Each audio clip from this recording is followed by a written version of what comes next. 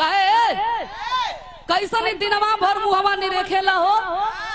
कहे हमें डर है। कहे कौने बात के डर है। कहे तू इतना सुघर हो हमार तनी कलर दूसरे ढंग के है। हमें डर ये बात के है कि लड़िकवा हमारे रंग के मत हो जा। मेरा रुआ कहे तू चिंता मत करा। कहलस का कहलस मास्टर पति बुतावा हो जियान हो तरतिया। पति बुतावा हो जियान हो तरतिया।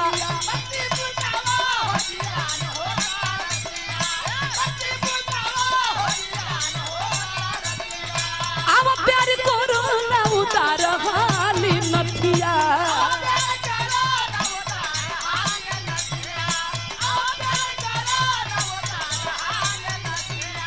पति बुतावा हो जियान हो तरतिया। अब प्यार करो ना उतार हाली नथिया। न तो बात बाते न तो बात बाते मैं भोर होगी हो। भले बार सावर पियबू मोर। भले बार सावर पियबू मोर।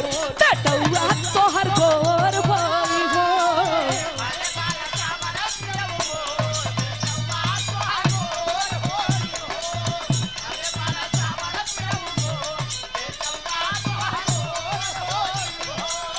पति बुतावा हो जियान हो तरतिया।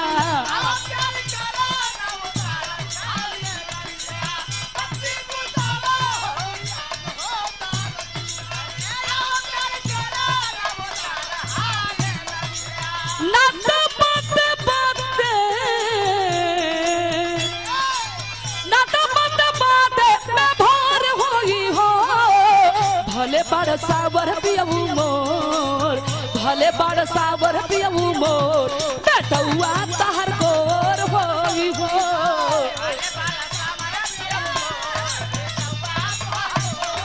पति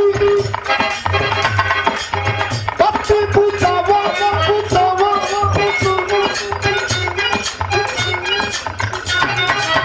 पति बुतावा हो जियान हो।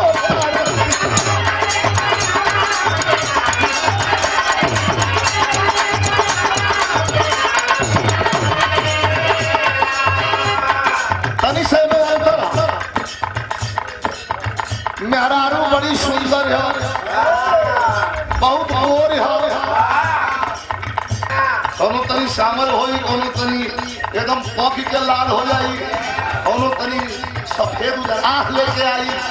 कोनो वही में जर के खा के पेड़ुआ हो जाई। कोनो ज्यादा आँख पा जाई तो हम लेकिन दुल्हा दुल्हन बड़ी सुंदर है गोर है। ओकर दुल्हा सावर पानी का है। दुल्हा बड़ा उदास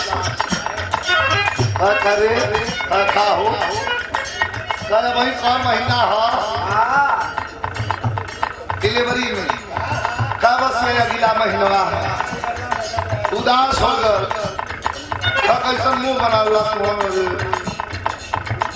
दुल्हनिया पर भरम दूर करत सुना पति